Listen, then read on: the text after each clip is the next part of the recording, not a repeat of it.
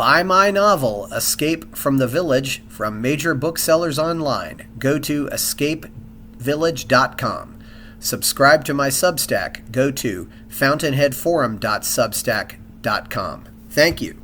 Welcome to the Party Pal. This is Fountainhead Forum 150, and I've got the lovely Maggie Anders, who works for the Foundation for Economic Education. We're going to talk about our favorite topic here, Javier Milei. This will be the 32nd edition of the Javier Milei Show. Maggie's with the Foundation for Economic Education. How are you, Maggie? I'm doing so great, Chris, and thank you for having me on. It's such an honor to be the 150th episode. That's amazing. I haven't done too many podcasts about Milei, but it's certainly been the thing that I've been most interested in for the past, I don't know, maybe half a year, maybe more. How did you get started and become a libertarian, Maggie? Oh gosh, this is a long, convoluted story, so I'll try to give you the short version. So when I was growing up, I was maybe 8 or 9 when Ron Paul launched his campaign within the Republican primary for president in 2008. And my mom and all of her sisters, of which there are many, all just fell in love with Ron Paul. And one of them in particular signed up to do some canvassing for Ron Paul. And also, Ron Paul flew to Louisiana and gave a speech. And so my mom and her sisters all went, and they brought me along. So I need to see if there's any pictures of like little 9-year-old Maggie with my Ron Paul shirt on. But that's kind of my very beginnings. However, outside of that campaign, my parents weren't super political. And also, there were a lot of things happening in my life that made me a little more liberal as I got older. And perhaps that was a bit of rebellion against my parents. I think all tweens go through that. So maybe around 14, 15, I was what you would consider an SJW. It's very hard to admit now that I'm like 25 because it's embarrassing. But that was very short lived for me. And eventually I sought out information and resources on my own. And I realized that this heavily conformist way of thinking wasn't something that suited me at all. And eventually I came back around to libertarianism and met Ron Paul again 10 years after the first time I met him. So I was 19 and I met him at a YAO conference. And then for the past several years, I have been involved in the liberty movement. I love it. I would say it's going to be the thing I work on for the rest of my life. But I think it's kind of a rarity amongst my generation to be libertarian. So my cause right now is to make more people my age with my interests libertarian. How'd you break out of the social vengeance warrior cult? Oh gosh. Okay. I always wonder how that I just wonder how it happens, because I know it's off topic here, but it's always an intriguing question because it seems like it's it's like an addiction that can't be cured. Yeah, it probably feels that way from an outsider's point of view, but I would say I've heard a lot of stories very similar to mine. So for me, the reason I became an SJW was because of social media. Fully because of social media. I was very young when I got on social media, and all of these people were posting about why I should feel bad about myself because I was part of this like victimizer class, but also I should feel bad for myself because I'm a woman. And my mom was married to a woman at the time. And so that made me a victim also. And, you get introduced into this hierarchy, this victim hierarchy. And because being a victim is like a social good within those groups, you do whatever you can to either appeal to those people or become more like them. But I think eventually for me, and I think this is what happens to a lot of people, the pressure to conform to these crazy beliefs, they get more and more radical as you go further down the rabbit hole. That just caused a lot of inner turmoil for me. So I just remember being really, really anxious all the time and self-policing constantly and just feeling like, you know, like there was an animal chasing me all the time, basically. Because I was so worried about getting canceled or doing something wrong in the future. And like that just dominated my every thought. Eventually, I think what ended up happening was I developed some friends in real life who were really funny and that made me laugh. And that brought a little bit of joy back to my life. And it helped me kind of disconnect from that online world a little bit. Yes. Yeah. Yeah, So, and that just reminded me that today, being February 7th, is also National Women in Sports Day, and of course wow. now they're attacking women's sports. But yeah, let's. So you've been covering Milei for probably 6 months. I don't know, probably since August. It sounds Mhm. like, which is when I really started binging on this. So How did that happen? yeah, Yeah, so okay. So it kind of involves my personal life a little bit. So my boyfriend, his whole family lives in Argentina. That's where his parents are from. He was born here in the States, but goes back constantly to Argentina. And so he actually the reason I was there the first time and the second time was to meet his family and meet his grandparents. That first time, and while I was prepping to go on that trip, I realized that there was this huge liberty movement happening in Argentina. And my hope was to go down there, interview a bunch of people, and create some kind of documentary. That didn't happen, but I still met up with all the people while I was down there. And that's how I realized that Milei actually had a shot of winning. So that was back in April of 2023. So okay, about 6 months before the yeah, election.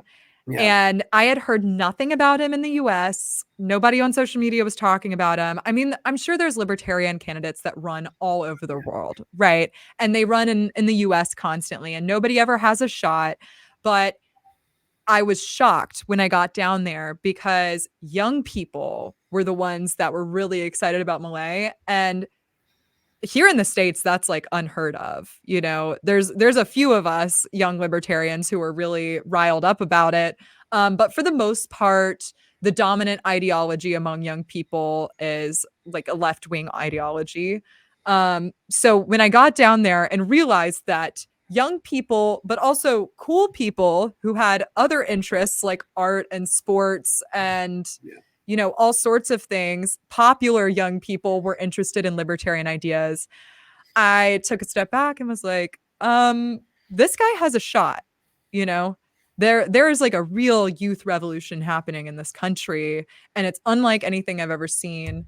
Um, and so I scheduled my next trip really soon after I got back from Argentina for the around the time that the ballotage was set to happen, just in case he got to that point in the So election. And the this was ballotage was in November, or the yeah, this was late November. So the first cycle happened in late October, and then the second, the runoffs, yeah. Well, ballotage happened in November while yeah. I was there. Well, there was the jungle primary in August. There Hmm. was the then that got it down to 5 candidates. There was the Hmm.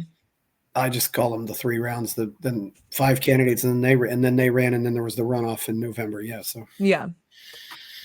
But yeah, yes. it just took my breath away when I was down there. I had never seen anything like it. And I'm saying I'm meeting people that aren't just political. Like these are friends of friends or friends of family members and just random people I'm meeting who are really excited about Malay. Although you've been to Argentina, you have Yeah. probably seen the lack of Malay signs there, which was concerning to me the second time I went down there. I kept seeing Masa signs everywhere, and I was like, "Where are the Malay signs?" Like, I'm scared. And there's a whole backstory there as to why that was happening. But basically, he ran his whole campaign through social media and through these speeches he was giving. So Yeah. he didn't invest a whole lot of money on advertising. It was basically word of mouth. Yeah. One thing I did see though, and after going to Buenos Aires, I went to Uruguay for one day, and then I went back to Peru, and I actually saw his book in the airport in Lima. And so I thought, Really? hey, so he's and you only see popular books in airport bookstores. You don't see Yeah. and I was it was, I mean, and it was really, there were a few these were all like, and it wasn't too far from a copy of Atlas Shrugged, interestingly enough, but it was good to see this was in an airport in Lima, and at least one cab driver was talking about him. Mhm. He's making waves all over South America, I think, and Yeah. so that's a And good, here, yeah, right? yeah. Like, when was the last time the US was influenced by Argentina? Well, Like, he's I don't know if you know Martha Bueno. She's been on of here. course, yeah. Yeah, she's been following Milei quite a bit.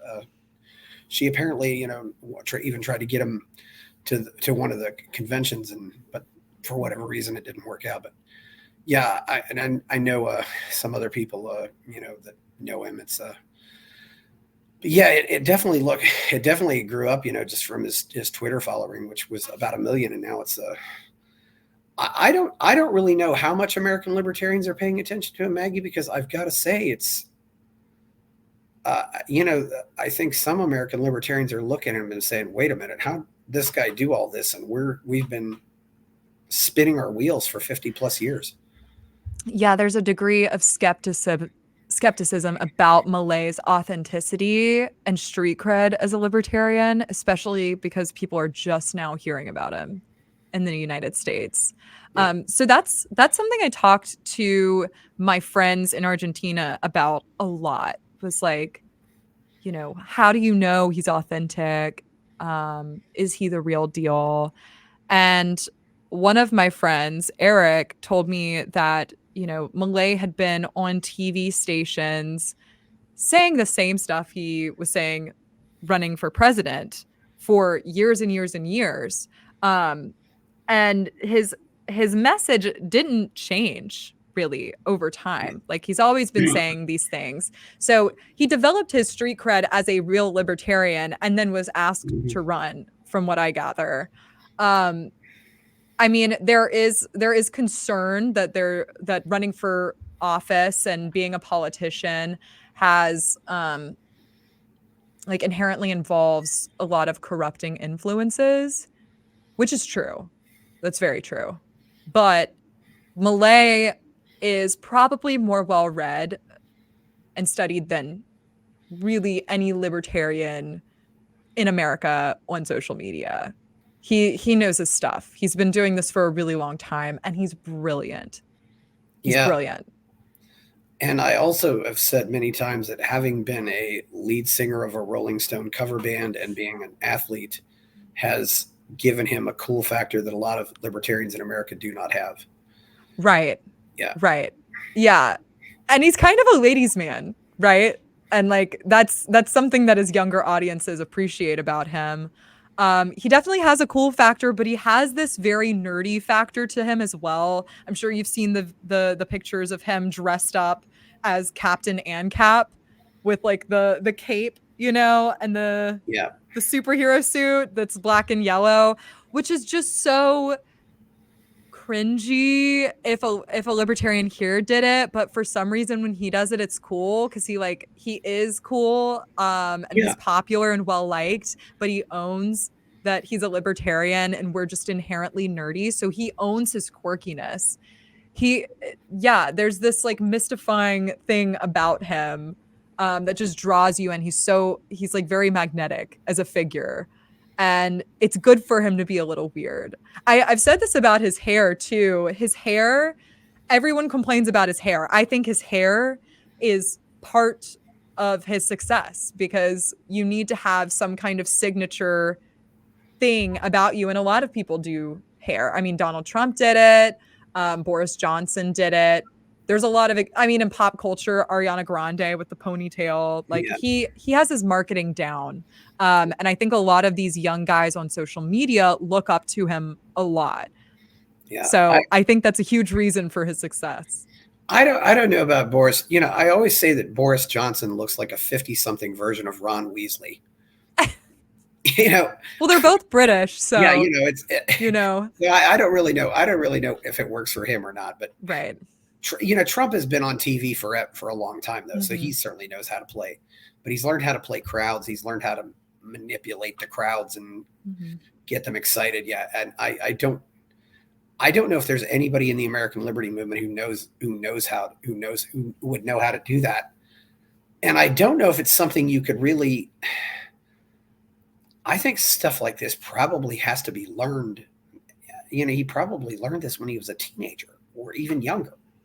Yeah, it's not like anyone's gonna modify their behavior and change. I mean, we saw this with Ron DeSantis. Ron DeSantis is like an Yeah, awkward guy, yeah, and that killed his campaign, right? He would have been fine if he hadn't been awkward. I actually relate to him a lot. Like he's kind of physically awkward and so am I. So I like felt bad for him during his campaign, but he couldn't get it together. So it's not necessarily something that can be trained later on in life, nor do I think any of the libertarians here really want to get cool. And if they were to yeah, try, it would be very contrived and weird. And yeah. yeah. I don't know. I don't know who could do it. And I mean, maybe Dave Smith because he's a Yeah. comedian. Uh, Maybe Glenn Jacobs because he was a wrestler. Uh, I don't know who else Yeah. could do But it. This was, and granted, this was a while ago, but to a certain extent, Jesse Ventura did that when he ran for governor of Minnesota in 1998. And Jesse, of mhm. course, was also a wrestler, but he had that. So I, yeah, it's Yeah, I mean, to a certain degree, his win can be attributed to the cool factor and like how magnetic he is. And I agree with you, actually. Dave Smith is probably the one person I would pick out to be, and I love Glenn Jacobs also. yeah, I don't think Glenn Jacobs would run for president. He's like a very humble, sweet guy. Um, and I'm not saying that Dave Smith isn't. Dave Smith also yeah, decided not to run for president, and I totally respect that decision. I don't think the Libertarian Party has a shot in America, and there's a variety of factors for that. The main one being our system isn't set up for there to be three parties. It like yeah, is naturally antagonistic to three parties.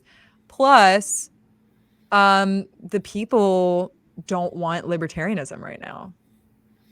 they And don't. you have to build up that base for a long time. Like it has to take over as one of the dominant ideologies. And there is people aren't hungering for it, you know?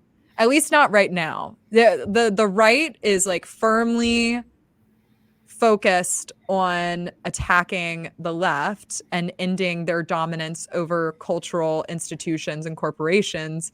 But there isn't much talk of freedom right now, which is really disappointing because COVID should have been that turning point. And we really squandered that opportunity, I think. Yeah, I know, and how much do you think that was a factor in Argentina and Milei's rise? Because he's talked about it. Mhm. Uh, So it's part of it, right? And I think with COVID, it was so traumatic for people that they don't want to think about it anymore. So I didn't hear him talk too much about it in his election. Maybe I'm wrong. Any Argentines listening, feel free to correct me. But it was the consequences of COVID. So like the money printing, the yeah, inflating currency, the yeah, spending. When you do ask people from Argentina what COVID was like, they will tell you it was probably more draconian than our lockdowns here.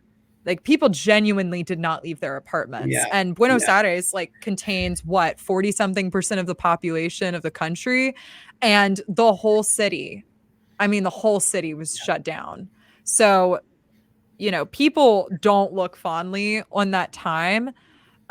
Here, a lot more of the population was able to like kind of get out of their houses a little bit.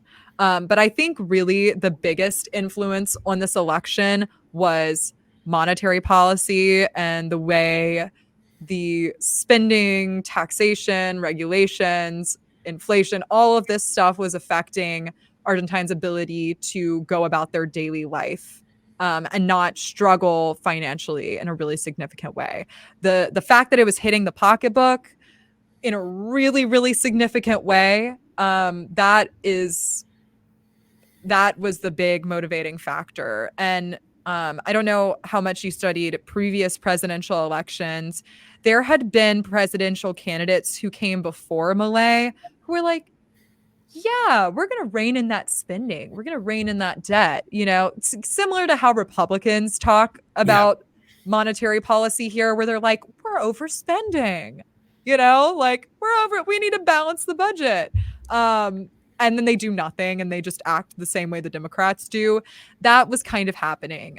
So it got to a point where the only option was to continue as normal and just like bomb the country basically economically, like everyone is destitute, and Yeah. there's no way out. Or they could bring in this really radical crazy guy who's proposing some really crazy changes and hopefully pray to God, please Lord, it'll fix the situation. And they chose the latter option, which good for them, but it had to get to a point where they were like, it's either certain death or possible death for our economy. So let's take the possible death route and see if he can like actually turn this around. Yeah, and yeah, I mean Alberto Fernandez didn't even run, and the cool factor.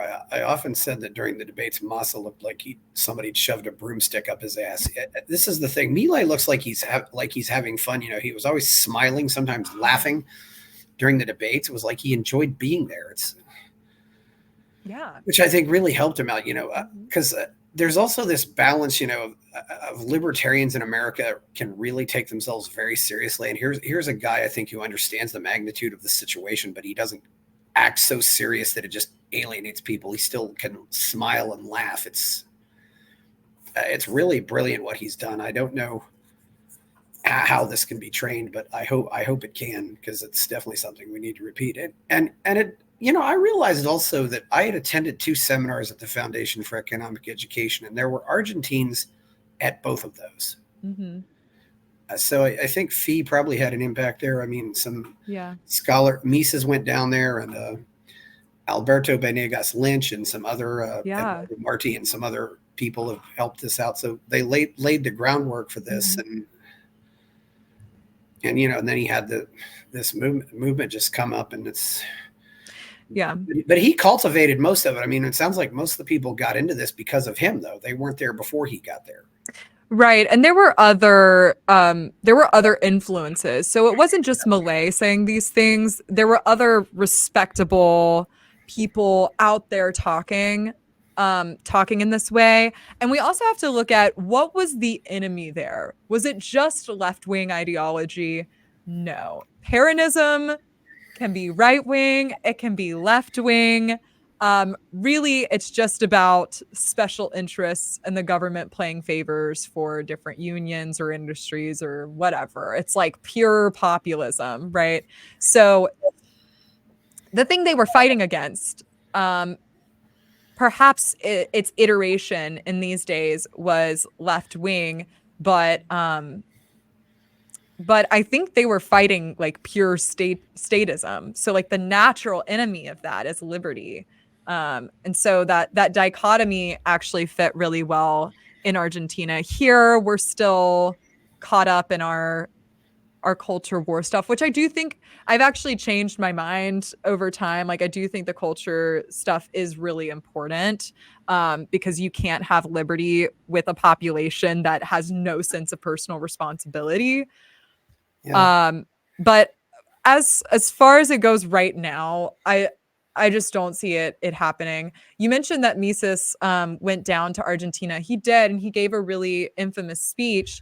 But yeah, we also hosted the largest economics seminar in the world with Milei. Fee did. We hosted it virtually with, I think, 9,000 Argentine students. Yeah. So it's really cool to work at FE because we have such a long history and because we're already so involved in Latin America. FE didn't send me down to Argentina, but it lined up perfectly with the work I'm doing here. So Yeah, I'm so I'm you know I'm, yeah, it's a the first time I went to any event was a seminar in 1994, and if I could if I could send all of you back in time to experience a seminar at the mansion, I would love to do that, because there was nothing like that kind of when you're in that mansion, and there were about 24 of us. It's like you're a big family for a week. It's just such an amazing experience that you can't repeat. You can't do that in a hotel or a conference center. yeah. Not like you could in the mansion. It was I actually flew up there from Texas just for the last event in September of 2014. I think it was. I went Really? up there just to say goodbye to the mansion. And I took so many pictures just because that place was it was, it was born in a time when they needed it, and now they really don't need it anymore. It's Yeah. We have some pictures around the office. Unfortunately, I never got to visit. yeah, But it had been with Fee, I yeah. think, since our inception. Since the 40s, yeah, Yeah. So we were founded in 1947, and yeah. we probably acquired the mansion pretty soon after that. Um, and you're not the first one to express to me that like that week that you spent at the Fee Mansion changed your life. I mean, there's so many people that are now considered like, the greats in the liberty movement whose first like deep dive introduction to libertarianism was at the Fee Mansion. What was that first week like that you spent in the 90s? It was just one of those welcome home type of moments. Mm-hmm. It's I didn't, I actually, I didn't live that far away. So I just got up at 6 o'clock in the morning and arrived there in the middle of the afternoon on Monday, and just saw those people. And Ed Opitz was there. Bettina B. N. Graves was there. Hans Sennholz was the president, and got to see Dr. Reed there when he was a little bit younger. Bert Folsom. They really enjoyed what they were doing. And Kerzner came up for a few talks, and because he was still at NYU, and just it was just this welcome home moment where you were all just we were all in our rooms. We didn't even lock the doors on our rooms or anything. Just Yeah, there was a real camaraderie. yeah, it really creates a camaraderie, and that you cannot. Yeah, it's just, and it was still small enough that I got to talk to everybody. It's a. What's interesting? We had kind of a similar moment. We have this fellowship at Fee called the Hazlitt. It's now called the Hazlitt Apprenticeship, Yeah. where we train young writers or people that want to spread liberty on social media. We train them in Fee's philosophy because our philosophy is somewhat unique to the liberty movement. We place a really heavy emphasis on the importance of character as being essential to maintaining a libertarian society. So we train people in Fee's philosophy. Oh, and the other way our philosophy is different is we have a pretty unique way to go about winning. So Leonard Reed's lessons on leadership are pretty unique. Are you familiar with the story of the remnant? Yeah, I know about the Mm-hmm. remnant. Yeah, Albert J. Yeah. Noack. Yeah. Leonard Reed wrote a lot about the remnant and how, speaking the truth, like you may alienate the crowd at first, but if you can reach those few who will become leaders and then guide the path for everyone else, then, you're doing a good job. And he also wrote a lot about how being well read and studying a lot makes you more compelling to others.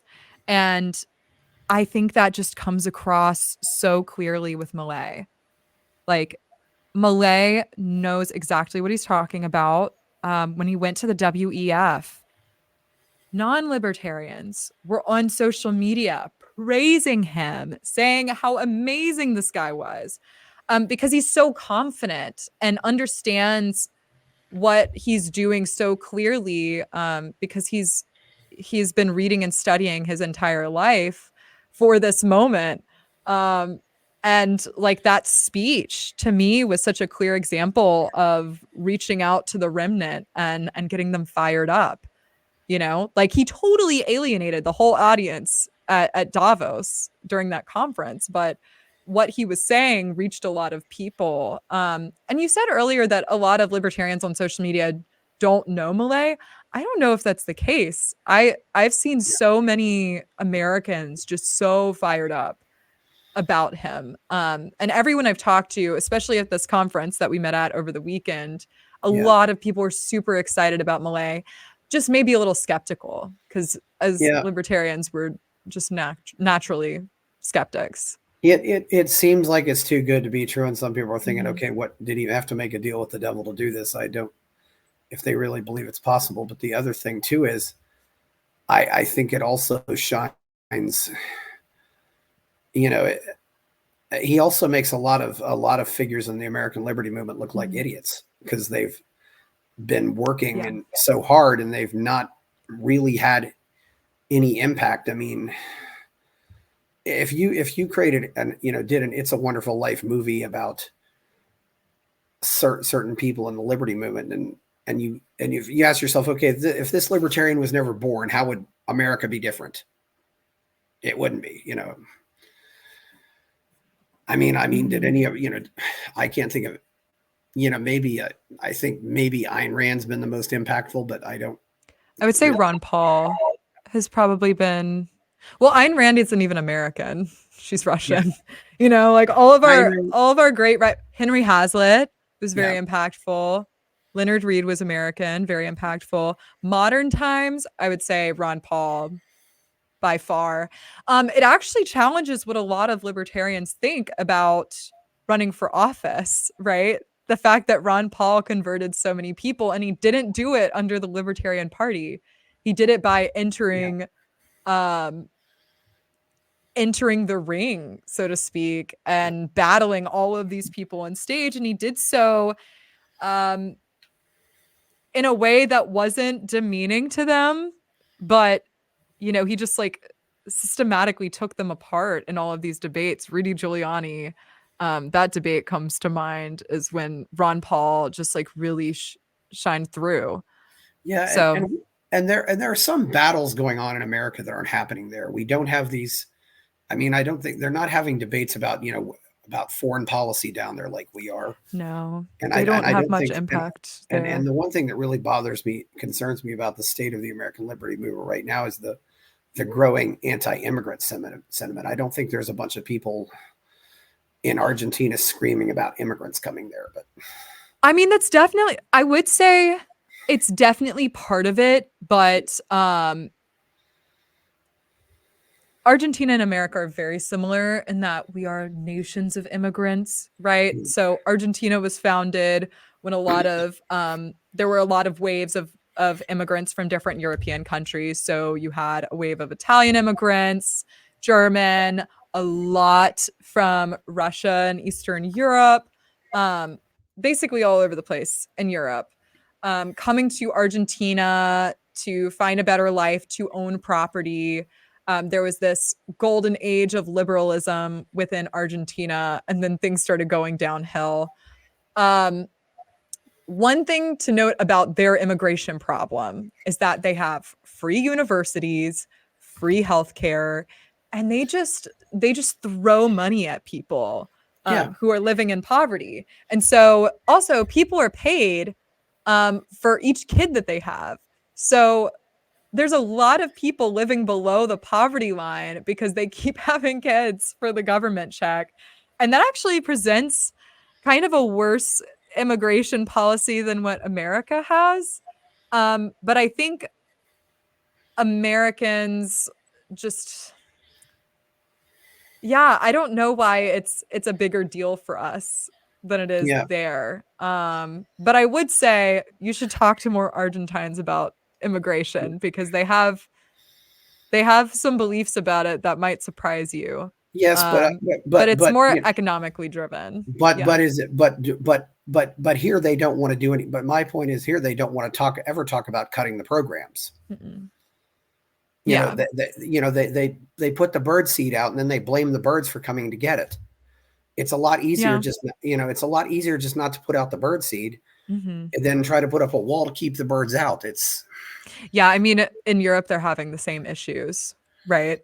Yeah, Like, oh, yeah, we'll give you housing, we'll give you all these social yeah, benefits.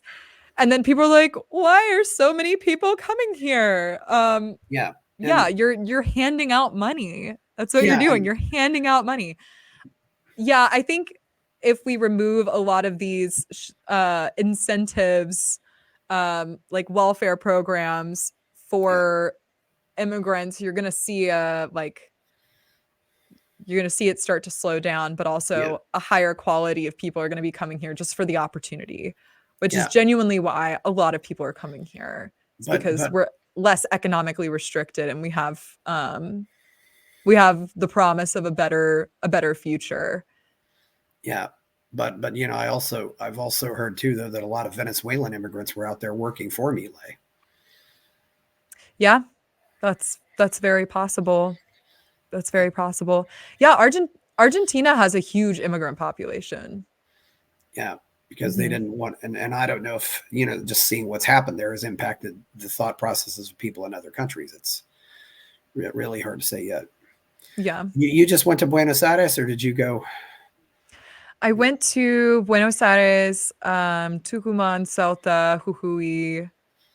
I also went to Uruguay. I went to Colonia. I'm sure that's where you went too. Did you take the Uh, boat over to I Colonia? went over to Montevideo and I flew out of there because it was a Oh, lot cheaper. nice. Yeah, Yeah. I didn't go to Colonia. Yeah, I went to Okay. Montevideo, but yeah, Colonia was really cute. I would really recommend it for like an overnight stay or one day yeah, visit. There's not much to do there, but it is yeah, beautiful. It's breathtaking. And what's that sandwich? It's called yeah. what is it called? I Yeah, forget, but there's a really famous sandwich in Uruguay and yeah. everyone should get it.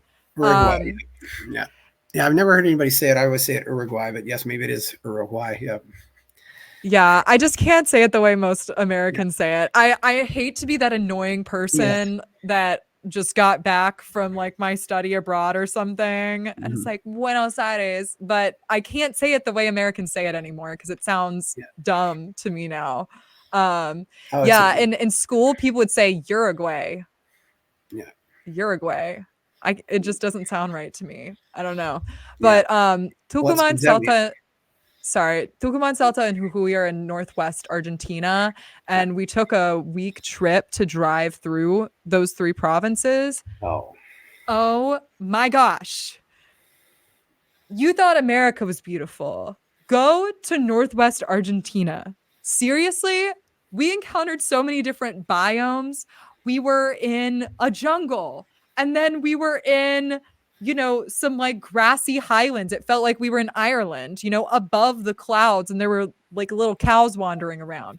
And then we were in the desert, and then we were in some like Martian landscape, and then we were in the salt flats high up in the mountains of Jujuy. It was crazy. And that was over like less than a week that we were driving and just encountered so many different climates. And I mean, every step of the way was breathtaking. We stayed at a winery in Salta, in Cafachate.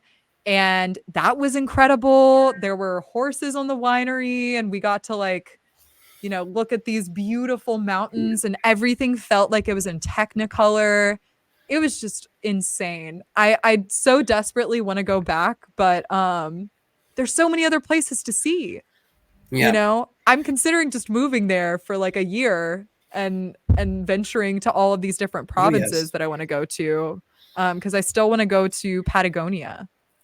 Yeah, going down You know, there, Iguazu Falls, all that yeah. stuff. Yeah, there's a lot of things there. Mm-hmm. Maybe Aconcagua, so yeah, so that's and I was amazed, that just every time I walked into a restaurant or someplace in Buenos Aires and I wanted to go to a bathroom, and there I just walked up and went to the bathroom. I didn't have to get a key code or something because the Yep. bathrooms weren't locked. They were. I mean, it seemed like I'm much more optimistic about High trust society for the high most trust part. society. For the most part. Don't whip There's your some of phone out this. on the streets, right? Yeah, Like people are desperate. So, yeah. you know. And the other thing too is, and I really wonder about this too, though, is just the entire family structure. And I mean, Oh, I could get into this my now. mother once Yeah. left me in the car with the motor running for a few minutes and went into Mhm. the store and got stuff. And you know, can you do that in Argentina? Because if you do that in America, they'll call the police on you.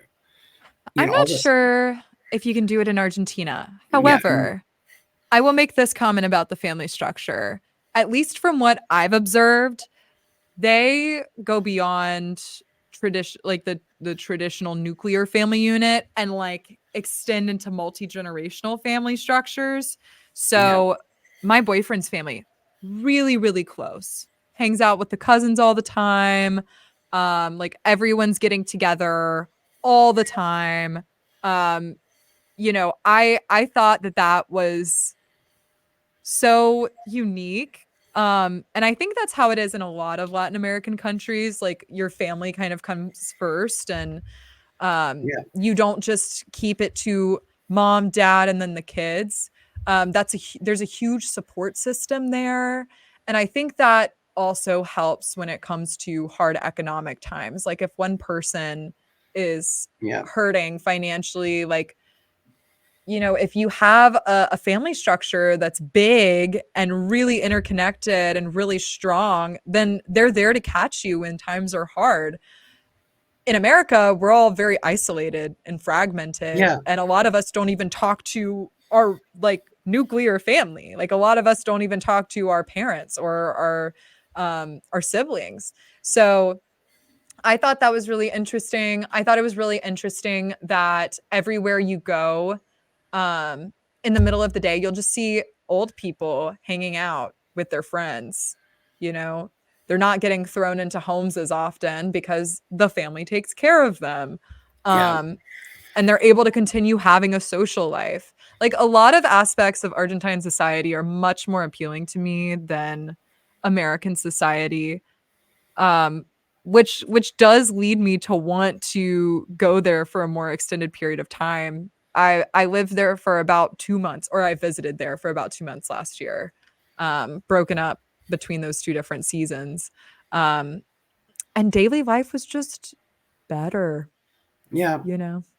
Well, and I think the other thing too, for especially for men nowadays, that I mean, that recent ruling with Trump, and I'm not an apologist for Trump, but some woman says he raped her, and then he says no, I've never met her, and then she sues him for defamation, and that's what gets me about him. That's why I have almost no faith for in America anymore. I think Yeah. I'm afraid this is going to explode in America and explode very badly. But I You don't. think like as in the judicial system being used as a political Well, weapon? uh, more something like Andrew Tate, but even more radical. Like you think someone like that is going to come into power because people Yeah, are just so and it's just and upset? it's just and it's just gonna and it's just gonna Yeah.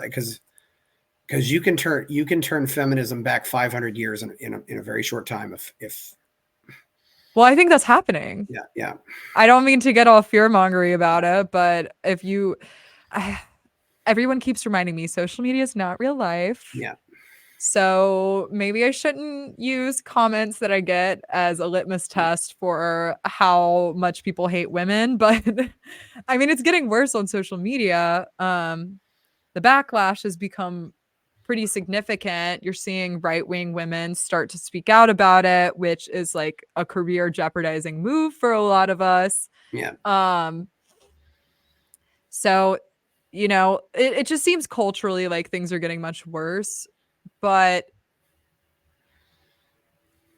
I don't I don't know how politics solves that issue. I think Yeah. there's just like a significant moral crisis among people, and um, technology certainly isn't helping, you know? Um, have you seen those VR headsets that Apple just put out? Virtual reality headsets. No, I haven't seen those. So they are these clunky goggles that people are wearing on like subways Yeah. so that they can continue scrolling and watching videos and stuff while still seeing their surroundings, while also not holding a phone. So it's like a Yeah. hands-free option of a phone. Like Google Glass, I And guess. they Yeah. look so stupid. They Yeah. look so dumb. And I don't think people necessarily want this. I don't think the American people are like, yeah, this sounds great. I'm going to look like an idiot in public.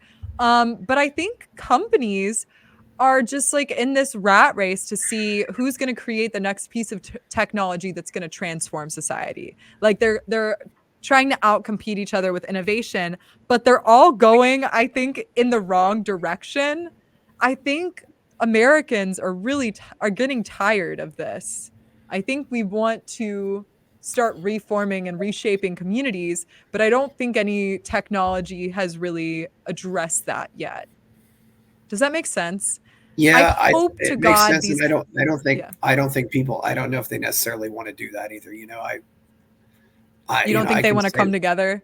I, I'm not sure if the billionaires want to do that. I think they have very nefarious purposes in mind, and they're the ones who control the technology.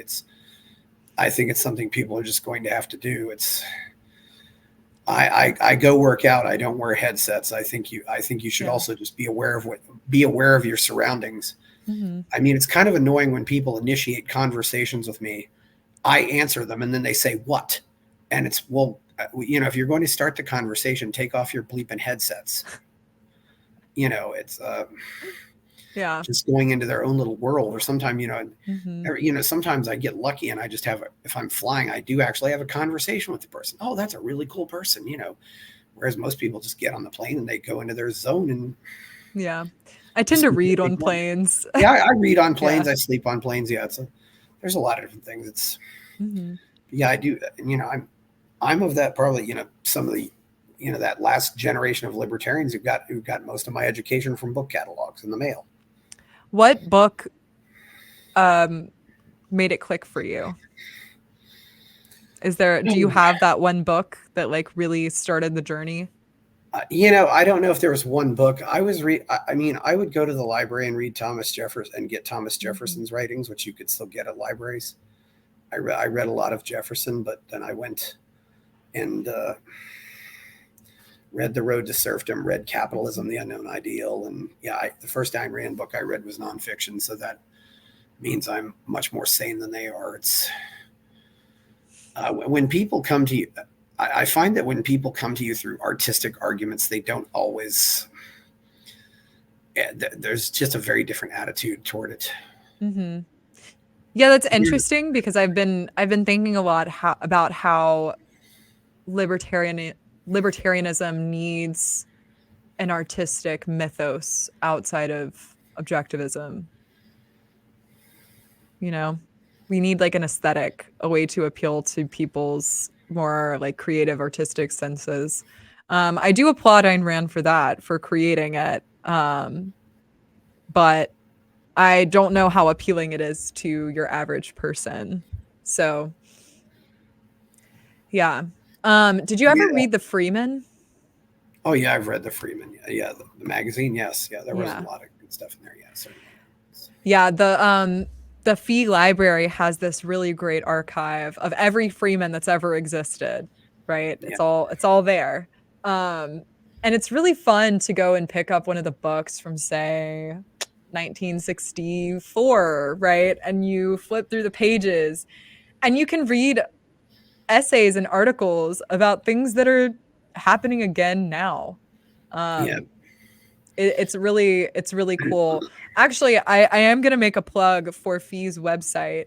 You can find every Freeman article that's ever been printed on Fee's website. yes, We have this epic archive, and I use it a lot for videos or podcasts if I'm like studying up on something. I go into Fee's archive and read stuff from the 70s, because it still applies. There's really great Yes. ideas in there that you can borrow from, and they're pretty digestible. It's easier than reading socialism or The Road to Serfdom, which are pretty thick books. Oh yes, that's you know FEE.org, the Foundation for Mhm. Economic Education. Yes, they put out a lot of good stuff. They back then they even had their own bookstore. So Yeah, we still sell some yeah, books. yeah, Actually, so I am not in my room. I am at a set, but um, there's a warehouse like right behind me where we store okay. all of the books that we have in print, Oh yeah.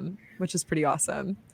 Yeah. And we Well, have I this still nice heavy bust of yeah, Ludwig von Mises back yes. there. Yeah. Yeah, yeah, and well, I was fortunate enough to get a hard copy of a hardback edition of The God of the Machine, which apparently isn't anywhere anymore. But I managed to get that when there was a new paperback version coming out, which is a absolutely wonderful book. If you ever read that one, Who is it written by? Isabel Patterson. Okay. I recognize that name. Yeah, She's like an OG libertarian feminist. I I wouldn't might have call read her. an article by I her wouldn't that call her a was feminist. That was another book that came out in 1943. okay. I read some article by her when I was studying up for a podcast episode on Yeah, she feminism that was I thought she was was a really good. journalist, and she wrote. Yeah, she Hmm. was a journalist, and yeah, probably ought to. I should see if Stephen Cox wants to come on and talk about her because he was a big fan of Isabel Patterson. Hmm. Yeah, I think she was probably the closest thing to a mentor that Rand had. That Ayn Rand had. Yeah, Wow. yeah, Ayn Rand didn't have very many mentors, but that I was one. know. At least Yeah. she was absolutely brilliant. Yeah, Yeah. Ayn yeah, Rand's story and like personality is so interesting. yeah, Every time I learn more about her, I'm just like, wow, this was a fascinating woman. yeah. Yeah. The other thing too is is there anything else you think we'd have to do here to replicate what's going on down there? I do think a lot of the rigging of the system doesn't help matters, Mm-mm. but I also think they use that I think a lot of cases the liberty movement in America shoots itself in the foot, and Yeah. I don't know if I don't know if there's as much infighting down there in Argentina as there is here over little There's some. minutia. Yeah, There's some for sure. For sure. And it's like, wow, like you guys actually won. Like let's not, yeah, but yeah, yeah. or if you have these people who just put on really embarrassing clothing or do things that just kind of embarrass Mhm. the whole situation. It's Yeah, I really recommend getting some of like the ground people for Malay's campaign on because they'll tell you some yeah, interesting stories. Maybe not on the podcast. I don't know if yeah, they want to put all of the like oh craziness yeah, out there, but yeah, when I was talking to them about the people within the party, it did strike me that there are some similarities. Like libertarians everywhere are a little bit wacky, a little bit odd. Um, there's always party politics. There's always like intrigue and all sorts of stuff. But I would say that they managed to appeal to a group of people that libertarianism has never been successful with. Or it's been only moderately successful with, and that's young people. And really what was essential for their victory to get them over the finish line was to win the like middle-aged mom category. I forget what they call them. They have like a specific name for that group of people, but that group of people loved Patricia Bullrich. Without Pato's endorsement, I don't know if Milei would have won because Patricia yeah. Bullrich was like the fan favorite of older generations because she was more moderate, more sensible, more like you know, subdued Even than this like crazy rock and roll libertarian anarchist guy, Malay. Um, but Patricia Bullrich was like really kind of a natural ally for Malay. So it makes sense that she endorsed him. Like that was well, not surprising to me. we knew Massa wasn't going to be. I watching the debates. I thought although he wasn't as big, I liked Schiaretti to a certain the older guy Schiaretti. He Mm-hmm. seemed like he could have been an ally, but Bullrich certainly attacked Millet a lot, and then it's like, oh, they stopped attacking her. And I attacked her on this show, and you might have seen a tweet. I said I have to apologize for all the things I've said about Patricia Bullrich. It's a All's fair in love yeah, and yeah. elections. You know what I You mean? know, Like Donald Trump and Ron DeSantis have been going at it like crazy, and all of a sudden they love each other again. It's like, whatever, you yeah, guys are ridiculous. Yeah, like, what are you gonna do? What are you gonna do? You're gonna unite eventually. You yeah. kind of have to attack each other during the election season because you're trying to win over the same group of people. But But yeah, do you think a Malay style thing will ever happen in the US, let's say in like the next 50 years? I hope so, but I really don't know. It might have to get worse, and I don't know. Whoever would do it would have to come out of nowhere, and Yeah. we never said much about him, but uh, it, you know, Vivek could possibly be one if he would Yeah. just. But he's wrong on a whole lot of issues. But I think he's Mhm. yeah. It's Vivek strikes me as someone who spends a lot of time online, yeah, so he knows what to say to like win us over, right? But he doesn't strike me as someone who has like a deep knowledge of our ideas. yeah. He strikes me That's as the like a thing. fast learner, a Yeah, quick read, you you'd know? have to give him the knowledge. That's what I'm saying. Yeah. Yeah, I would agree with that. I We'll see. We'll see what happens with him. He strikes me as like an Andrew Yang of the right as well. Like Yeah, he'll probably try to run again for like a smaller position and yeah, lose and kind of fizzle out, you know? Like these young energetic guys that have a lot of ideas and are like cool and hip and like great with like their online presence and everything. Yeah, but they end up fizzling out a bit. I don't think we'll see a Malay in the next 10 years, maybe not even 20 years, but I do think things will get worse in the US, which means that I feel like we could have the opportunity for some change down the road, not anytime soon. I think I I will be an old woman before I see anything approaching what happened in Argentina happen here.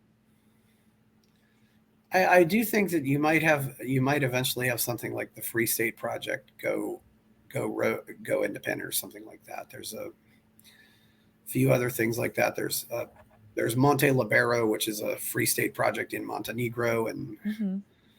uh, which I think is a lot of Russians actually. But yeah, I don't know where. Maybe it's just because I've been fighting for so long. I just don't. You just get weary and you don't want to fight anymore. But it's good to know. Yeah. It's always good to talk to people, see what. But that's why you have to see what works. Yeah. Yeah. It's often said you learn more from losing than you do from winning. I don't think that's the case though. I think you have to learn from winning though. When you're winning is a lot more rare than you're losing. Right. Right. And Yeah. What if we learned from losing here? I don't know. Like as I said, our party has just gotten worse. I say they're our party. I'm not even part of the LP. you know I was when I was younger, but yeah. their mascot is the lion. Ours is the porcupine. It's Which is like a don't touch me. The yeah, lion is like, I'm gonna come mess you up, yeah. okay? Well, And the porcupine is like, oh, don't touch me. Like I'm gonna yeah. poke you, you know? Yeah, Well, great point. the lion is the king of the jungle. Yes. He's the ruler in all these stories like the Lion, the Witch, and the Wardrobe, and Right. the Lion King. You think of something that's majestic, or and not to mention that bleeping Nolan chart that they've been using forever, and just that's so nerdy. Somebody approaches your booth and you give them this quiz and you score them on a chart. It's like, how does this appeal to people? Yeah. You've got It to. doesn't. It doesn't. We're too analytical. Like one thing Malay did so well, he's such a nerd. He knows these ideas super well, but he's also really good at appealing to people's emotions. Yes. and their anger and their fear, but also their inner sense of um like I should be someone, you know. Yeah. I want to triumph. I want to be a hero. Like he called entrepreneurs heroes Yeah. in the Davos speech. He called them heroes, which wow, like what a great word to use for people who are meeting the needs of society and not forcing anyone to do anything. Yeah, entrepreneurs are heroes who like risk a lot. And so he transformed this narrative um that typically divides cultures along racial lines, religious lines, Yeah. gender lines, which is the thing we're fighting in the US right now. Yeah. For sure. They have done a really great job of dividing us among gender lines. He transformed that into this, oh, it's us versus the parasitic class, which is the government and all Yes. of these gnocchis and these bureaucrats sitting and making money off of our own suffering and getting pay raises when we're you know dying under inflation, basically, like we're starving. But we're the heroes, Yeah. we are like, it's our dreams are the ones that push society forward. Like that is so empowering.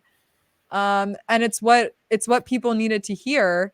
And who is saying any of that on like within the Libertarian Party? I mean, no offense to any of the candidates, but I just I don't see that party as like our way through, Well, yeah, you know? and I hope, I hope also that maybe he lights a fire and gets some of these super rich billionaires who have benefited from mostly laissez-faire to understand that Mm-hmm. this is what they need to support. I mean, I used to I used to have, I kind of started, years ago, a movement to draft Mark Cuban. And Mm-hmm. Mark Cuban doesn't believe in any of this stuff, even though he claims to be a fan of Ayn Rand. If these businessmen would actually say no, what billionaires spoke out against the coronavirus nonsense? I mean, did they understand that they have to have a functioning society in order to get rich? It's a great point. It's It's if a you great point. and Musk is the only one, and maybe something will change there. I would in the old days, the fee they did have some people who were in business who actually backed them. It's Yeah. nowadays the people who are backing the libertarians, it's not the billionaires, it's just the small businesses. It's somebody running a food trailer or somebody Yeah. Well, who has a who has a body shop or something like that. It's these people who might have a net worth of $100,000 or $200,000 or maybe even $1 million, but it's a but and they were and COVID completely declared war on most of them. But it's yeah. yeah.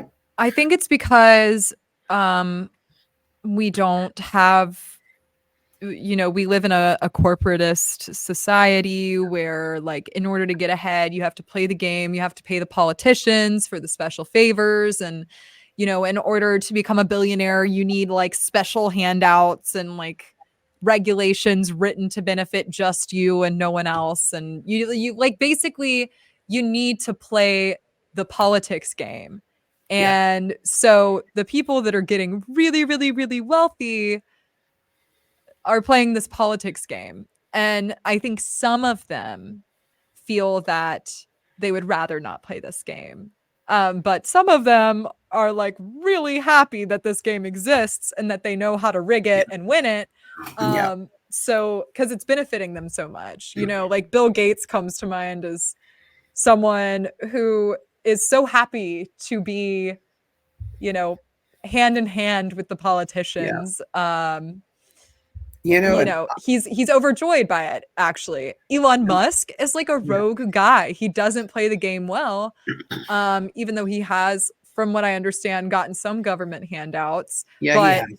he doesn't play the game super Yeah. well, and he realizes the consequences of Yeah. going against these people because he's been doing it a lot more lately. And I think that's why we're noticing a more libertarian streak in him. I mean, he was Yeah.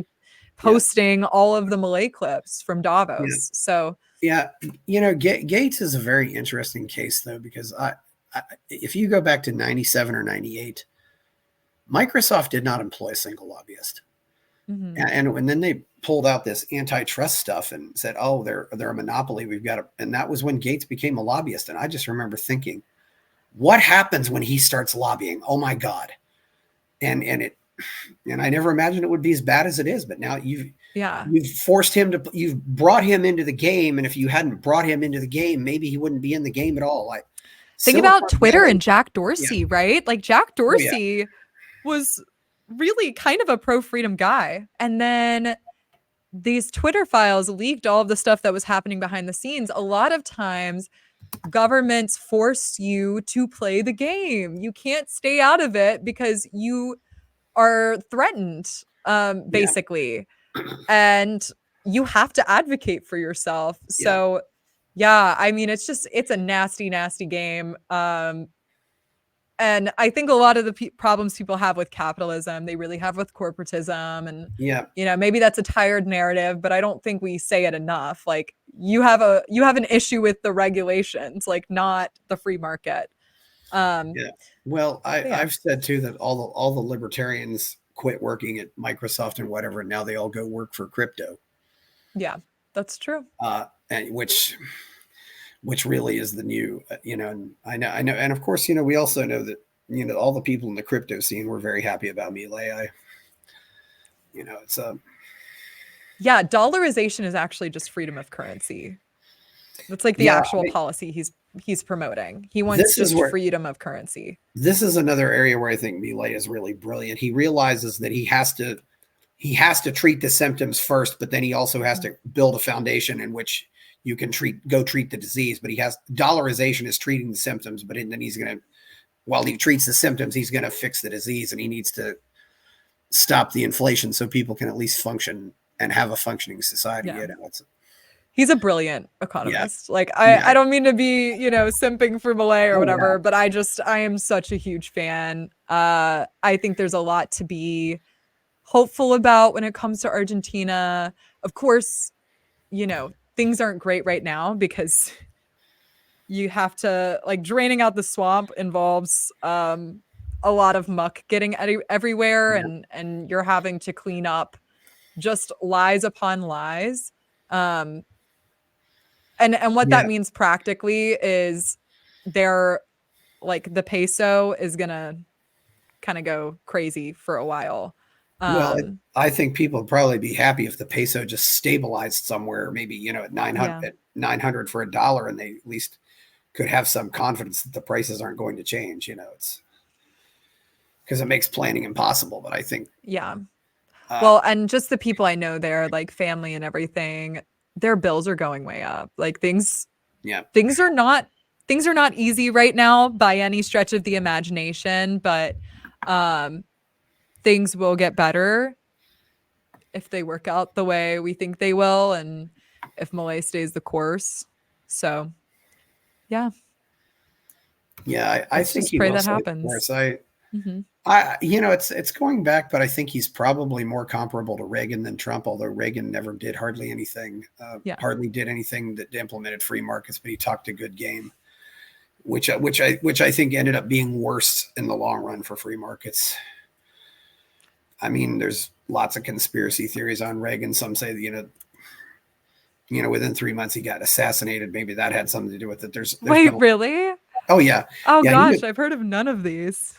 Oh my You were goodness. you weren't alive. You weren't alive then. Yeah, he was inaugurated on the 20th of January, and on early April, they on a Monday. It's somebody tried to shoot him, or did shoot him. So yeah, Yeah. that's the last time that's happened to a president. And we have, and it's funny, we haven't had a president die in office in over 60 years, which is also, we've had a very long streak for that. It's Yeah. That was a prayer that it doesn't happen, by the way. yeah, yeah, It's like yeah. I don't want that to happen. Well, that's, when Yeah. people ask me to forecast our election this year, I just say to them, well, I don't know if there's going to be a major medical event happen. It's Yeah, I think there will be. I and just watching, and watching we've that got happen with, the octogenarians. And after in watching that office. happen with my own dad, it's Oh, I'm sorry, I can't Chris. laugh at it. It's Yeah. you just kind of say this is really terrible. It's really unfortunate. All of the Biden videos make me Yeah, very sad. yeah. Like it's not something I'm like, ha ha ha, like, oh my gosh, look at his mental state deteriorate. It's like, oh God, you Yes. know, he needs What he needs to like be in like a peaceful, non-stressful environment with his what family and what kind yeah. of sons allow their dad to do this? That's kind of I'm what I. sorry, What kind what of kind of son? sons? Yeah, Hunter Biden. yeah. Okay. Hunter Biden. I don't think he's necessarily in his best state of mind either. So, As much as jeez. the way my brothers are, if Dad had tried to run for office like that, I think we all would have getting us to agree on anything. What agree, Dad? You can't run for office. It's like, but anyway, Yeah. yeah, and both of my parents were very political. They were very yes they certainly created a monster here. Yeah. Yeah. Well, little did my mom know that taking me to a Ron Paul rally in 2007 or 8 would create this, but here we Yeah. are. So, yeah.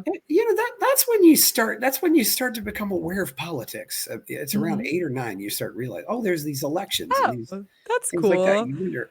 She would send me jokes. She would like email me jokes about like the other candidates in the Republican primary, just like really silly little rhymes and stuff. But yeah, and I remember that she hated Hillary Clinton. And I was like, why? She's a woman. Like, don't you want a woman to be president? And she was like, not this one. And I didn't understand because I was like 8 years old, but I get it now because that was me. Uh, in 2015, 2016. I was like, not this one, please. So, yeah. Yeah, it's going to be very. I don't know where it's going to go from here.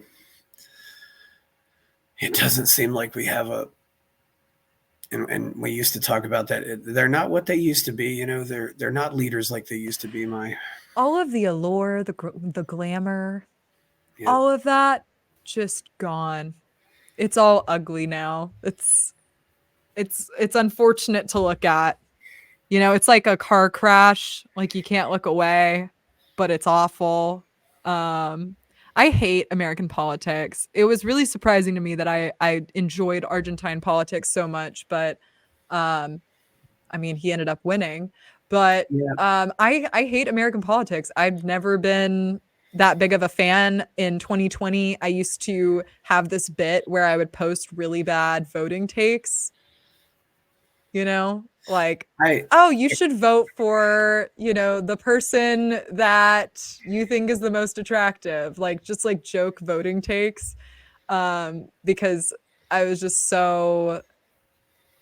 I felt so disenfranchised by the whole voting process. I still do, but I really would like to not have another 4 years of Biden and Kamala Harris, who they maybe. can't get rid of because it would be a bad look to get rid of a woman of color. Yes. That would be a really, really bad look for their base. They So, could. Then if they wanted another woman of color, they could have put Tulsi in there. She's an islander. So, but they didn't but do that. she's anti-establishment. They can't have Yes. that. They can't have that. But they didn't. It's gotten so crazy. I don't know where it's gonna. Mm-hmm. I don't know where. Yeah, I the sick part of me wants Biden in there because I think we might have a Fort Sumter situation with Texas. You're an accelerationist, aren't If you? Biden's in the White House, we're more likely to have a Fort Sumter type incident Yeah. with Biden in the White House, which is also an interesting coincidence because their initials are both JB, Joe Biden, James Buchanan. You're an accelerationist. I've become more that way in recent years, but I think I'll admit I took the black pill in September 2001. I think a wow, lot of libertarians did. It's just ahead of your time. can we?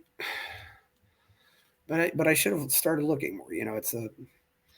I think because of the family situation in South America, there's a lot of potential for good there. It's Oh, by the way, I got to ask too. What do you think of Victoria? I like her. Oh yeah, she is. Yeah, she has an interesting reputation. A lot of people think she was like supportive of the military dictatorship, which makes her a little Yeah. controversial. But she seems pretty unproblematic, gorgeous, Oh yeah. like aligned. I like her a lot. Yeah, she is. Yeah, Yeah, she is really beautiful. she's She so looks so. She always beautiful. looks so classy. Victoria Vijaruel, who's the Yeah, vice yeah. president now, and I. Which Malay's such a huge character. What he needed was like Yeah. someone classy and, who understands what we're doing Yeah. to get it done. Yeah, I think she's great. Yeah. Yeah, I've also heard good things about Deanna Mondino, who's the chancellor now too. Yeah, she's a. Mhm. Well, she was a speaker at the Latin American Bitcoin conference, which is Oh, good. that's great. Okay, perfect. Yeah, that was going on. That was going on about the time before the election. There was a. Yeah, they're definitely doing a lot of interesting things down there. I have to say the only thing that was I was a little disappointed with the food, but it wasn't as great as everybody said it was. And the best food I had was actually Yeah. seafood, but it was so. Yeah. But I had Okay. empanadas all the time. Before we sign off, I need to give my ins and outs list for Argentine food because Yes, I have strong opinions on this as someone who's eaten a lot of Argentine food. yes. Okay. In the steak, obviously. Best beef in the world.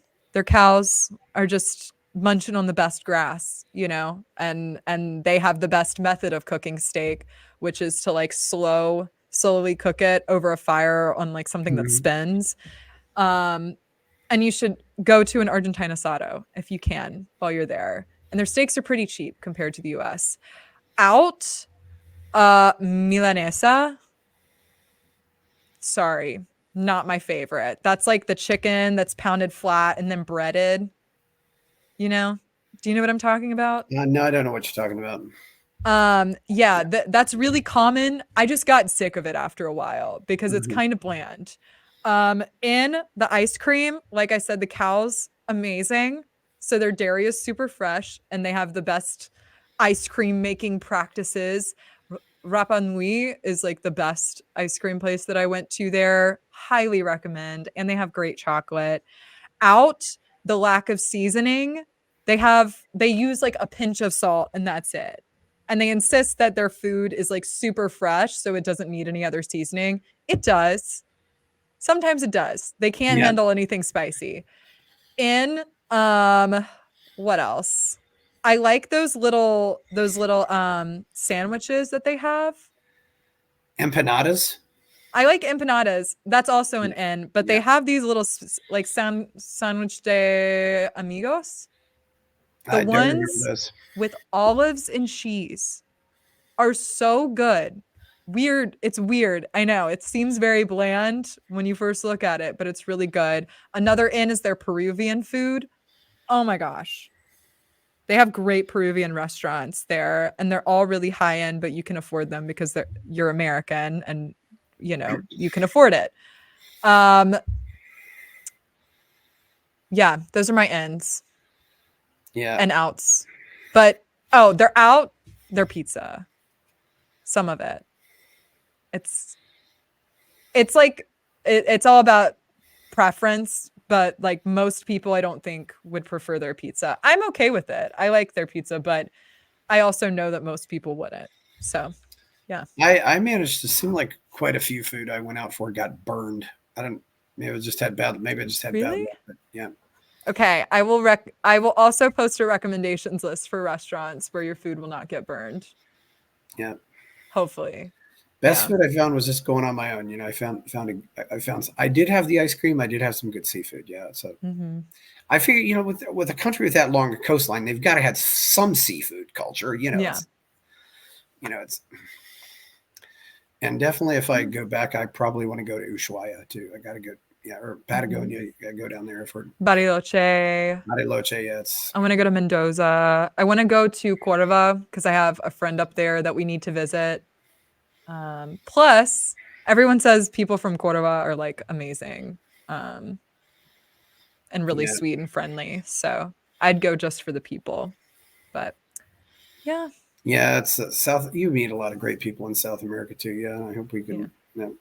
Well, it's been great having you on here, Maggie. Thanks Nothing so else to much, say before we go. Chris. Yeah, I was. Yeah, it's always great to talk about this. Please like the video, subscribe to the channel, and another important anniversary today. You know, February 7th, 60 years ago today, the Beatles landed in America. So we'll celebrate Oh, that. that's wonderful. And Wow, they changed music forever yes, over they did. here. Yeah. So anyway, please like the video, subscribe to the channel, and go buy my novel, Escape from the Village. I'm Chris Baker, and we're out. Thank you, Maggie. Bye-bye. Thank you. Bye, guys.